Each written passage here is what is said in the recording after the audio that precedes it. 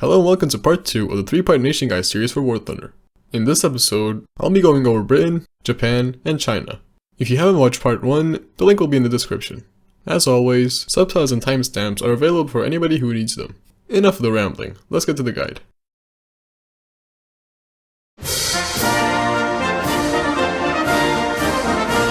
The UK, Great Britain, England, whatever you want to call it, is definitely a unique nation in War Thunder. Their playstyle is a strange mix of sniping, supporting, and defending. Their poor mobility and armor, along with their great firepower, results in some interesting gameplay.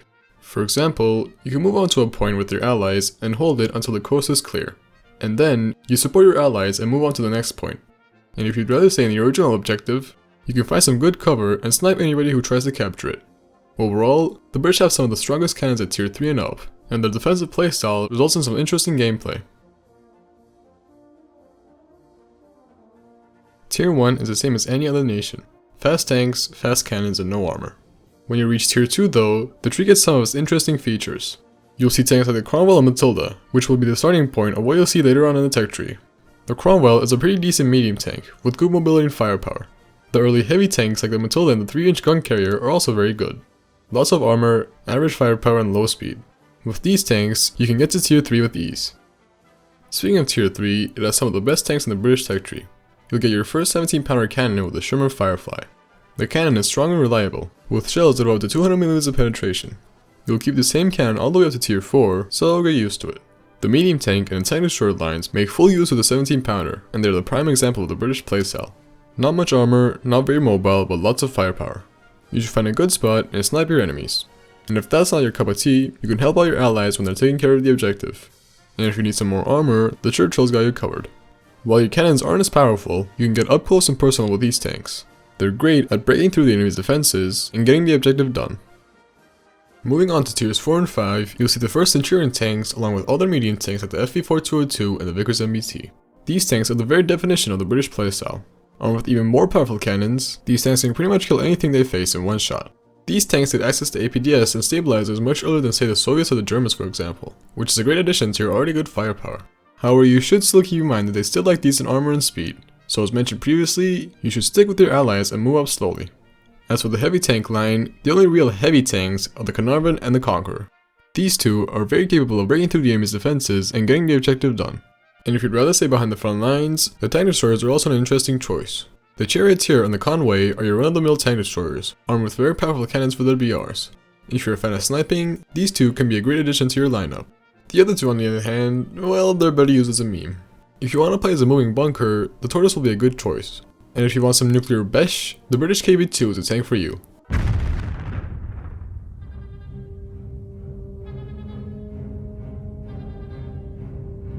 And finally, we have tier 6 and 7. The Centurions evolve into the Chieftains and the Challengers. These tanks keep up with the great firepower, with their excellent L23, L26, and L27 APFSDS rounds. Sadly though, your lack of armor and your low mobility really start to take their tolls on your tank. Unlike an Abrams or a Leopard for example, flanking is not a viable option due to your low speed. And neither is brawling, since your armor is non-existent on your hull. Because of these reasons, the only reliable tactic is sniping. You need to find a way to hide your hull, otherwise you'll be dead in a single shot. Find some obstacle or debris to protect your tank, or use hold down aiming if you want to survive. As for the other lines, you get some pretty decent vehicles too. The Warrior and the Roycuts are excellent light tanks. If you'd rather support your allies, go with the Warrior. And if you'd rather flank your enemies, go with the Roycut. The Vickers Mark 7 and the VFM5 act more like light tanks instead of the medium tanks you usually see. Their lack of armor and their semi-decent mobility allows you to pull off some strange tactics you usually wouldn't do.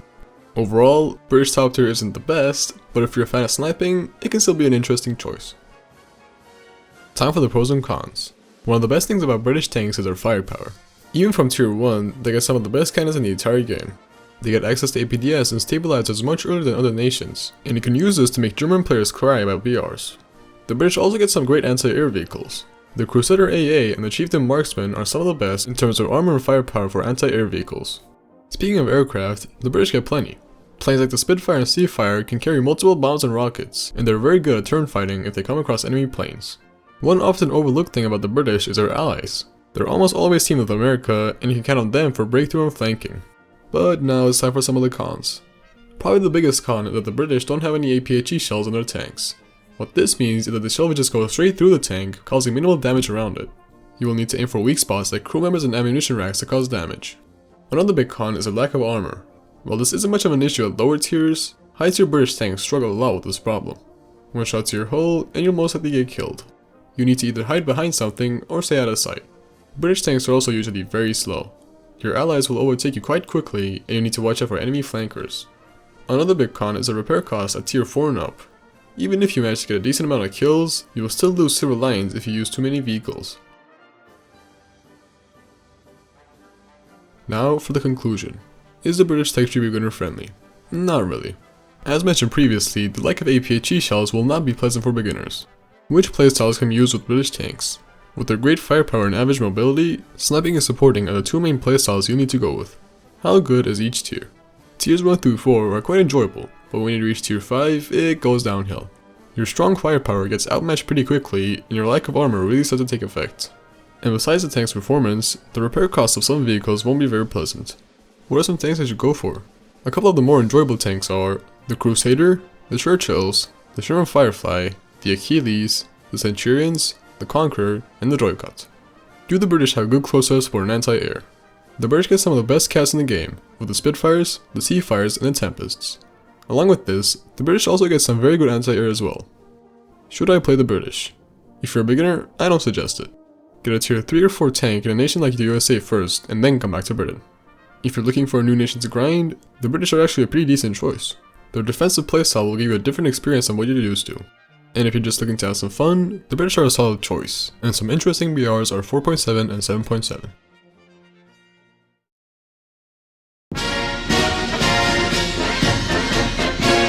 Japan.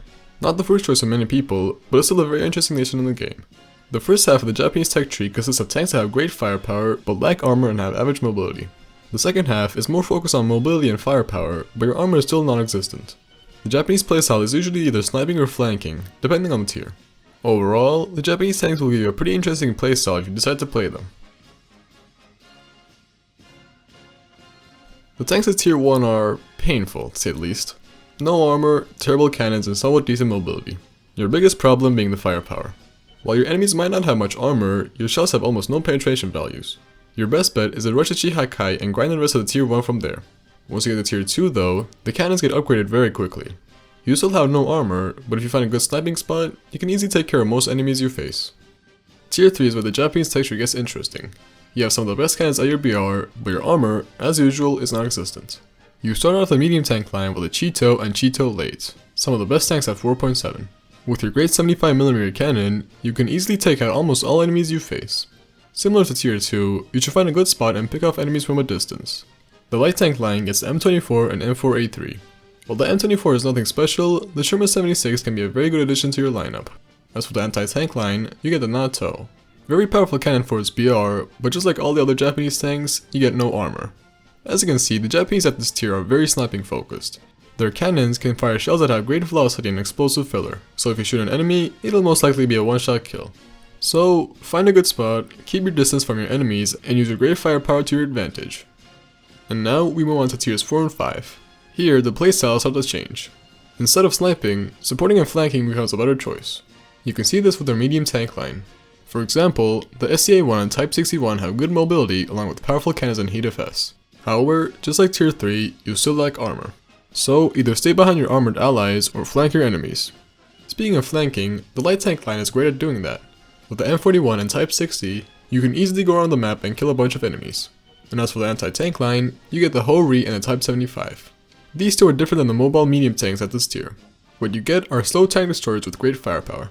They're pretty similar to the playstyle you see at tier 3, so if you want to get some sniping done, these are the tanks for you. And now, we have top tier. The medium tank line continues with great firepower and mobility. Similar to the Leopard line and the German tech tree, these tanks are great at flanking and hit and run tactics.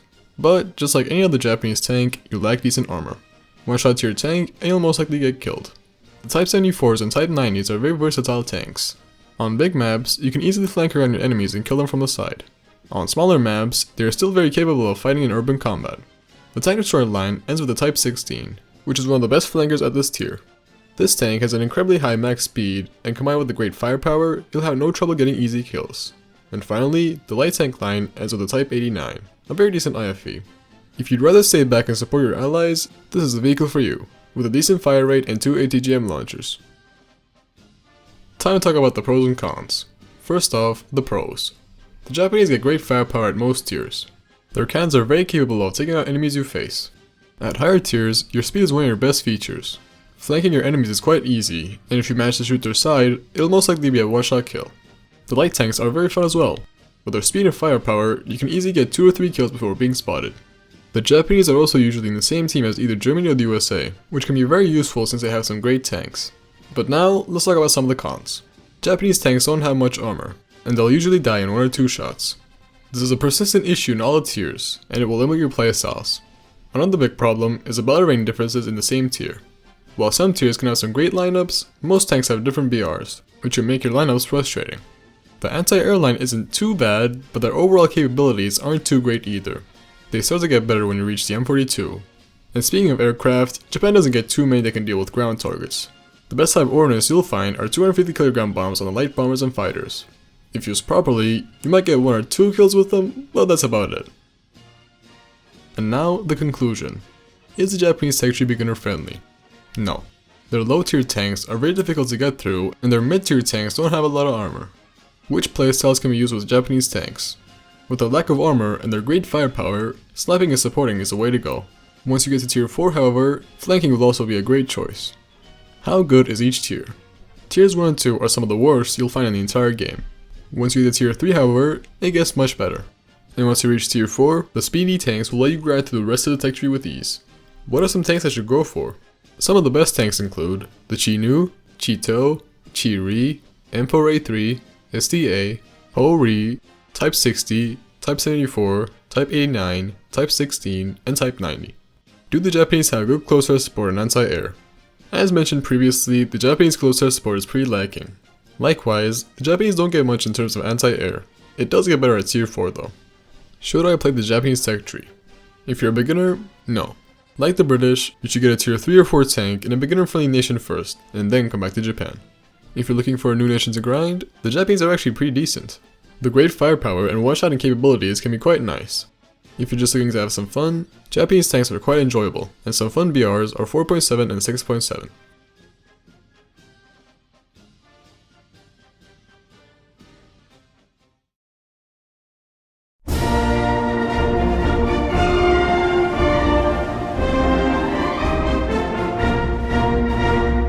The Chinese tree is certainly the most distinct and peculiar one out of them all. It combines elements from the Soviet and the American tech trees to create a mix of different playstyles. The Chinese don't have a light tank or a heavy tank line. Instead, they have 2 medium tank lines, an SPAA line, and a tank destroyer line. The medium tank lines are split up between American and Soviet Lend-Lease tanks.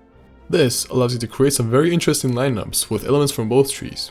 They have a wide range of playstyles to choose from, the main ones being front line, support, and flanking, also a bit of sniping as well. The Shermans and T-34s are great for being the front lines and helping your allies, and some of the medium tanks are fast enough to flank most enemies you face. The tank destroyers are also very good, and sniping should be no problem while using them. The early tiers are pretty much the same as any other nation. Fast tanks, fast firing cannons, and very little armor. You know the drill. Just make sure to stay away from the 2 Japanese tanks and you should be good to go. The real fun begins at late tier 2. You get your first Sherman and T-34. These 2 tanks will define most of your experience for the Chinese tech tree. Decent mobility and armor with great firepower. You can easily take care of most enemies you face. This is also where you get your first tank destroyer, and it's quite a good one too, so you should have no problem understanding how to kill enemies from long distances. But it really starts getting interesting at tiers 3 and 4. You have some of the best tanks of the American and Soviet trees. The M18, T-34-85, and the IS-2 can all be used in a single lineup to create a winning combination. And if you want to use something different, you can always get into a PT-76 or ISU-122 to get some interesting gameplay. There are quite a bit of different playstyles to choose from, but the medium tanks generally focus on supporting and flanking, while the tank destroyers usually stick to sniping. Late tier 4 and tier 5 are more Soviet focused. The American line turns into more of a light tank line with a Type 62 and a Chinese BMP-1. The Soviet line, however, turns into an MBT line. If you're familiar with the T-54 and 55, you'll basically understand how these 2 tanks operate. They're a sort of jack-of-all-trades type of tanks with decent mobility, armor, and firepower. The light tanks are also very similar to the Soviet counterparts. The Type 62 as a T-54 and the ZBD-86 as a BMP-1. They should be played as support tanks, but you can also try flanking as well. As for the tank destroyer line, you get 2 very good tank destroyers and an ATGM carrier. As you might have guessed, sniping is the way to go with these tanks. And finally, we have tier 6 and 7. The American line evolves into the M48s and the M60s, while the Soviet line turns into China's domestic MBTs. The American tanks play like how you'd expect them to. Their mobility isn't enough to be in the front lines, but they're excellent support tanks. They usually trade speed for armor, and they can take a couple of hits before needing to retreat. As for the Chinese MBTs, they're pretty different than what you find in the Soviet tree. Tanks like the ZDC-96 trade almost all their speed for extra armor. While you may not be able to rush the objectives, these tanks are still very capable of brawling and sniping. The excellent 125mm cannons can prove to be very deadly, and with the great APFSTS rounds you get, you can easily take care of any Abrams or Leopard if you aim properly. Time for the pros and cons. The pros are that China gets some of the best tanks from the 2 strongest nations in the game. This results in being able to make some excellent lineups and allows you to use various tactics. As an added bonus, China can be a great testing tree to see which of the 2 nations you prefer. The Chinese tree has some of the best tanks of both the Americans and the Soviets, so you can play those vehicles without having to research an entire tech tree. Another great feature is that China almost always gets teamed with the Soviets, and as mentioned previously, the Soviets get some of the best tanks in the game. The Chinese also get the planes of the Americans and the Soviets as well, including the P-47, IL-10, and Tu-2, which are some of the best when it comes to close air support. But speaking of aircraft, the Chinese are severely lacking when it comes to anti-air. They have big gaps between the battle ratings of some SPIA vehicles, and you might have to use a low BR anti-air at much higher tiers. Another con is that the Chinese tech tree is a bit all around the place. Some Soviet tanks are bundled up in the American line, and you also get some light tanks in the middle of the medium tank line. Their tech tree is somewhat subpar, and there aren't enough tanks to fill out a good portion of the battle ratings. However, Gaijin is always adding new vehicles to the game, and I'm sure most of the BRs will get filled up in the future. Conclusion time. Is the Chinese tech tree beginner friendly? Actually, it is. Since it's a combination of the 2 most beginner friendly nations, it's a pretty decent choice for beginners. Which playstyles can be used with Chinese tanks? Thanks to the all-around good tanks, you can choose any playstyle and you'll most likely perform well. At higher tiers though, sniping and supporting should be your main playstyles. How good is each tier? Tiers 1 through 5 are basically America and the Soviets, so they're naturally gonna be good.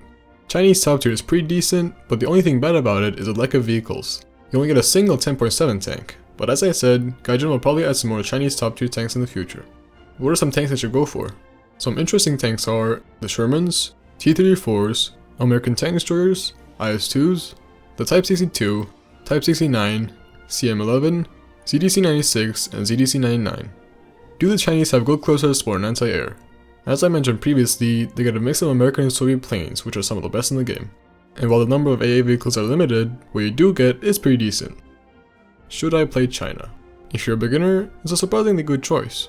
If you're looking for a new nation to grind, China might be a bit boring since our tree is almost always copy and paste. Regardless, they do have some interesting tanks later on. And if you're just looking to have some fun, China can be pretty enjoyable, and some fun BRs are 5.7 and 8.0.